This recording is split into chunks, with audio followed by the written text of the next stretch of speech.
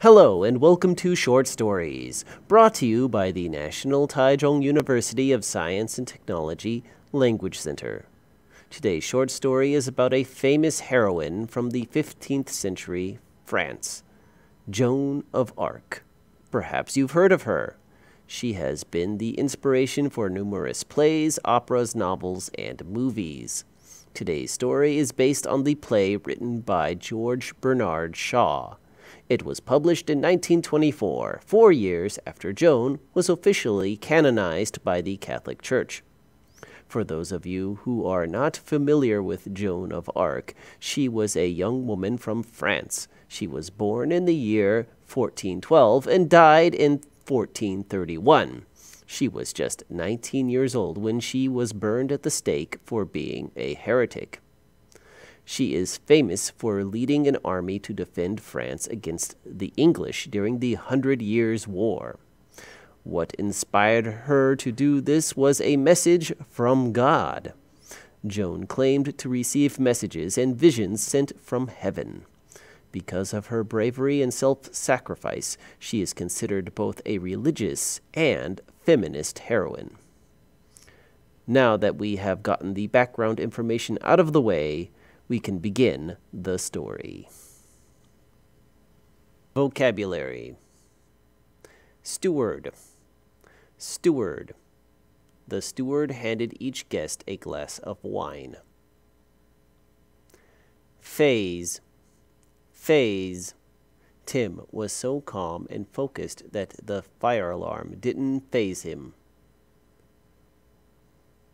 Siege. Siege. The siege of Leningrad was an epic struggle. Gumption. Gumption. Starting a new business requires hard work and gumption. Pay someone no mind. Pay someone no mind. There were some critics, but she paid them no mind. Vexed. Vexed. She was vexed by the inscrutable instructions. Status quo. Status quo. The Conservative Party favors maintaining the status quo. Bide one's time. Bide one's time. She was biding her time until she could get her revenge. The story.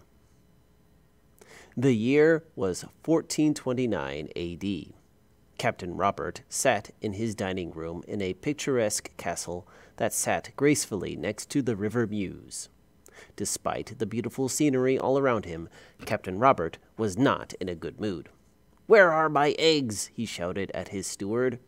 The steward, who was thin and frail, stammered a reply. It's not my fault. The hens won't lay any eggs, sir." Just then they heard a knock at the door. "Go and answer that," bellowed Captain Robert. The steward left the room and came back a couple of minutes later. "It's a girl, sir," said the steward.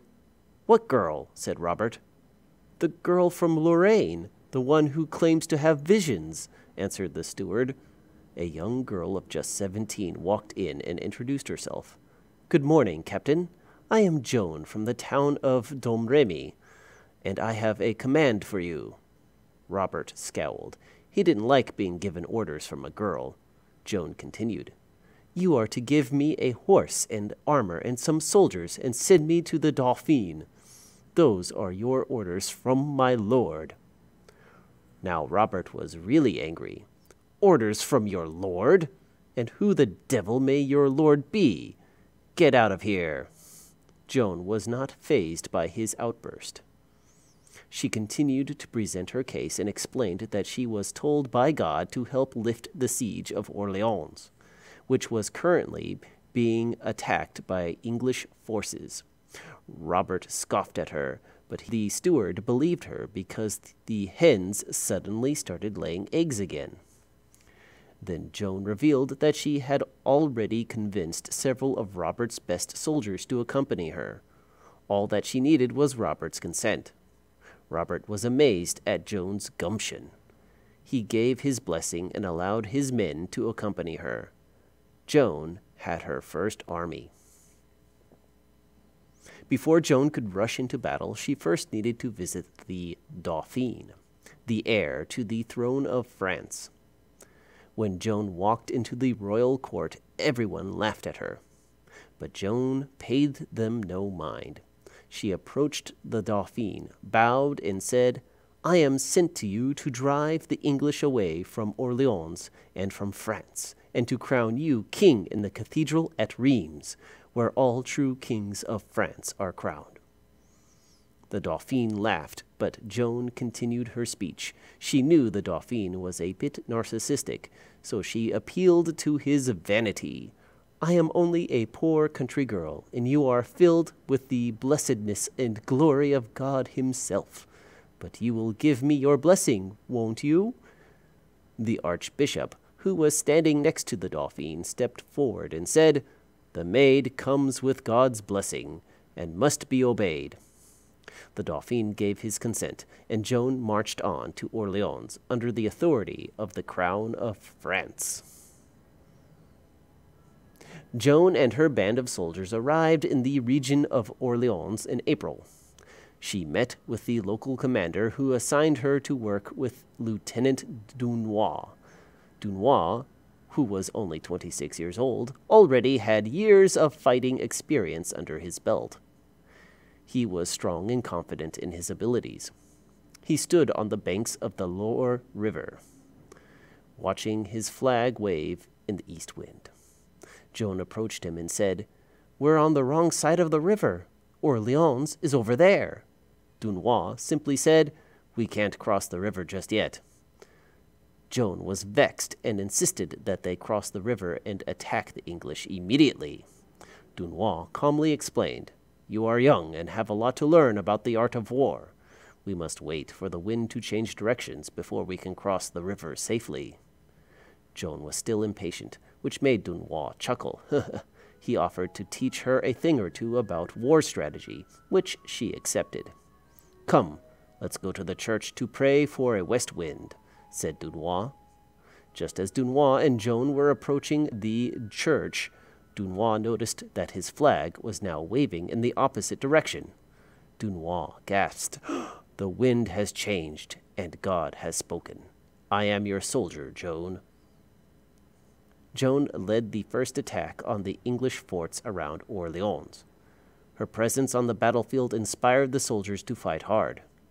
The English were routed, and Orleans was saved. The citizens of Orleans cheered her name, but not everyone was happy. Joan's success inspired jealousy in others. Both feudal lords and bishops feared that she would overthrow the status quo. They conspired against her and called her a witch. But they couldn't get rid of her just yet because she was still very popular. They decided to bide their time. In July of that year, Joan was in Rheims with the Dauphin. Just as Joan had predicted, the Dauphin was crowned King Charles VII in the Cathedral of Rheims. The entire court was present for this event. It was a joyous occasion, but Joan felt uneasy. She knew that she wasn't well liked by most of the other feudal lords. She talked to Dunois about her next move. "We should march on Paris as soon as possible," she suggested. Dunois told her that wasn't a good idea, as Paris was a heavily fortified city controlled by the Burgundians, a kingdom allied with the English. Joan's impatience flared up again. If Dunois wouldn't listen, then maybe the king would. She made her proposal to the king, who was shocked to hear it. "Oh, no, no," he said. "We shall lose everything we have gained. Besides, I have already signed a truce with the Duke of Burgundy." Joan stamped her foot and yelled, "Truce?" The archbishop, who was usually supportive, chastised her. "You forget yourself." Joan scoffed and said, "If none of you will come with me, then I'll do it myself." She then left the court to rally her troops. The attack on Paris did not go as well as the attack on Orleans. Joan was injured in the leg by a crossbow bolt, and her army suffered 1,500 casualties. The king ordered an end to the assault. Joan was defeated. All those feudal lords who were conspiring against her decided that now was the right time to strike. They made formal accusations against her for heresy and witchcraft. Joan was put on trial and sentenced to life imprisonment. "I would rather die than live in a hole like a rat," exclaimed Joan. "Well, if you insist," said the judge. Joan was sold to the English, who took delight in tormenting her. On May 30th, 1431, she was tied to a pole in the town square. Her punishment was death by fire. Before they started the blaze, she asked for a cross. An English soldier handed her one, and she held it to her heart. "God wills that I go through the fire to his bosom," she said, "for I am his child." The executioner lit the fire, and Joan was burned to ashes. Her remains were thrown into the Seine River, except for her heart, which, according to legend, would not burn. Questions. Number 1. Who told Joan to lead an army to attack the English? A. Captain Robert. B. Lieutenant Dunois.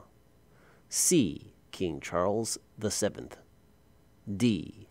God. The answer is D. God. Question 2. Why did Dunois wait to attack the English at Orleans? A. The river was covered in ice.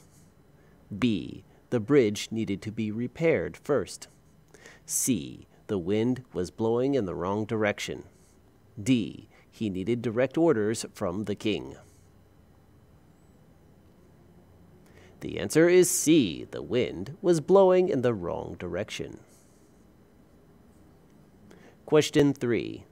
Why did the feudal lords hate Joan? A. She was richer than they were. B. She was too popular. C. She was crowned the Queen of France. D. She stole their horses. The answer is B. She was too popular. Question 4. What was Joan's fatal flaw? A. She was too weak. B. She was too shy. C. She was too slow to act. D. She was too impatient. The answer is D. She was too impatient.